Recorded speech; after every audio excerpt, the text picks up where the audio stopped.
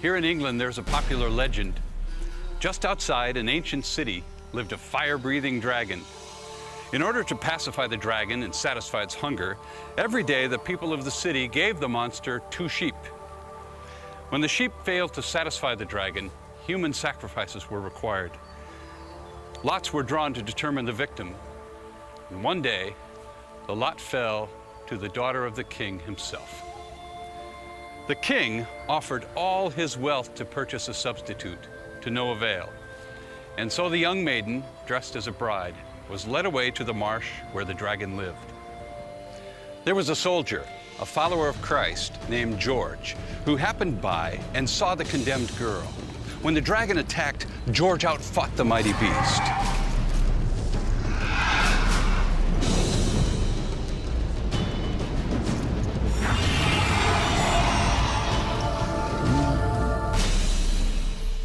He then asked the maiden for her garter and bound it around the scaly neck of the dragon, after which the princess was able to lead it like a lamb. They went into the city. The grateful king offered the soldier up to half his kingdom, but the man refused.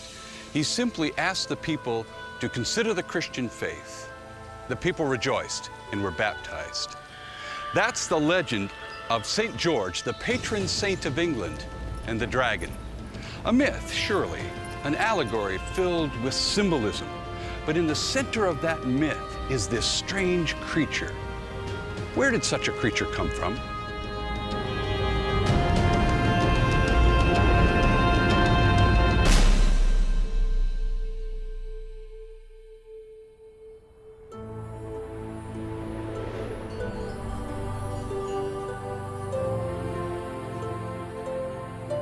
Well, dragon legends are found in many cultures and traditions all around the world.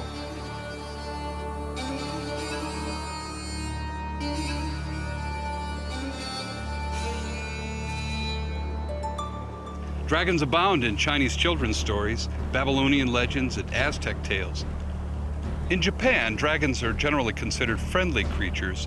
Children read stories of great dragon keepers and heroic dragon riders. Medieval European legends feature dragons who lived in wild, remote regions, guarding great treasures. Images of dragons are preserved on family crests and national shields. But what could have inspired all these stories? Is the dragon simply the creation of inventive minds? Or could dragon stories be based in reality, possibly related to dinosaurs or other amazing reptiles that we find in the fossil record?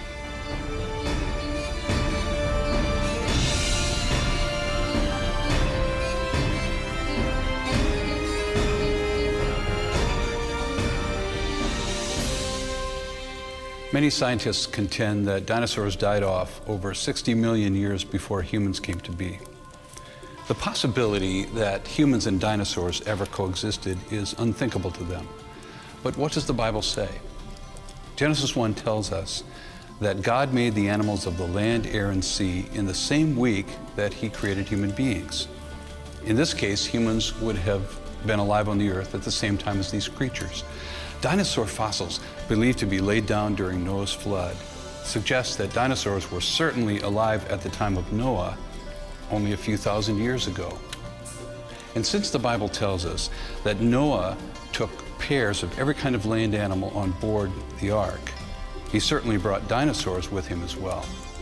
This is consistent with recent discoveries of soft tissue and red blood vessels preserved in dinosaur fossils, a find that suggests dinosaur bones are not nearly as old as many scientists assume.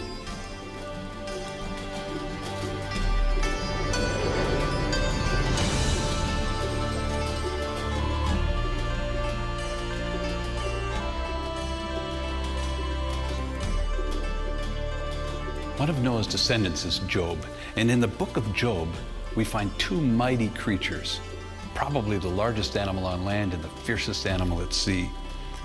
Behold now, Behemoth, God says to Job, as recorded in chapter 40, which I made along with you. He eats grass like an ox, his strength is in his loins, and his power is in the muscles of his belly. He moves his tail like a cedar. Some Bible footnotes suggest that this may be a reference to an elephant or hippopotamus. But ask yourself, does the tail of an elephant or hippo look anything like a swaying cedar tree?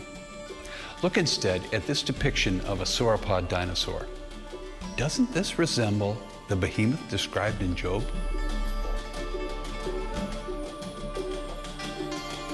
There's one possible place where the Bible describes a dinosaur, and it would be the behemoth described by God to Job in the book of Job. And God's talking to Job about a specific animal, and he goes into a great amount of detail to describe this animal. In fact, it's one of the most detailed descriptions of an animal in the entire Bible. He's got a description there, several verses describing his attributes, his characters. When you compare those descriptions with living organisms, it doesn't fit. But it does fit the description of a sauropod dinosaur, the Brontosaurus type dinosaur, the Apatosaurus dinosaur.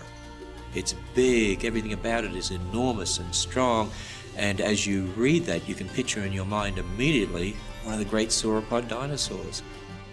I suspect that the animal described in Job chapter 40, called Behemoth, is in fact a dinosaur that lived in the days of Job.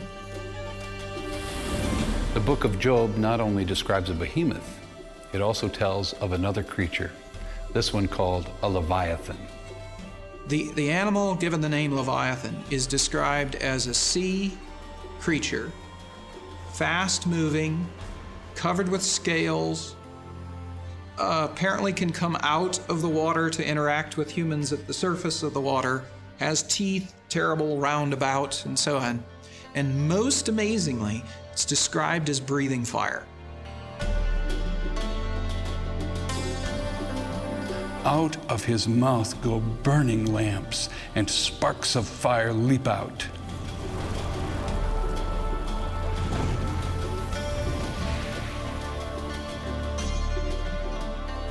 Out of his nostrils goeth smoke, as out of a seething pot or cauldron.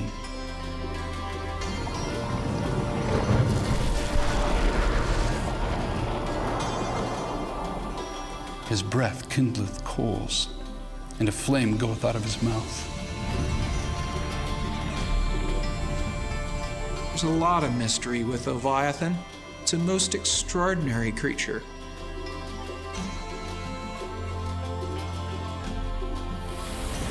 So if dinosaurs lived alongside humans, and Noah even brought pairs of young dinosaurs with him on the ark, what happened to them? Where did they all go?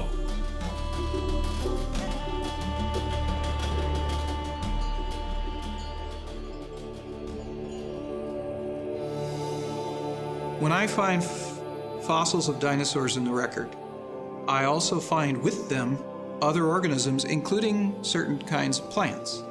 I suspect those are the plants dinosaurs actually ate. If that's the case, then dinosaurs ate a different type of plant than we find commonly today. They ate a gymnospermous type of plant that is uncommon in the present. So the dinosaurs had food, but it was limited. And so I suspect the numbers of dinosaurs were kept to a very small number following the flood. I suspect there were few dinosaurs about, making it possible, and this is what I believe happened to them ultimately, for humans to pick them off, to kill them. Perhaps humans killed predatory dinosaurs because they were afraid of them, or because they wanted to show off.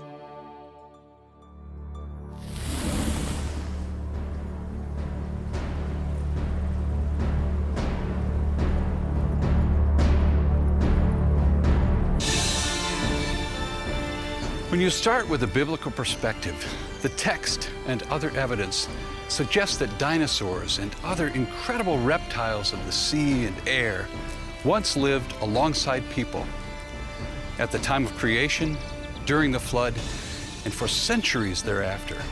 So it is hardly surprising that the world would be filled with legends of heroes like St. George and their encounters with mighty beasts.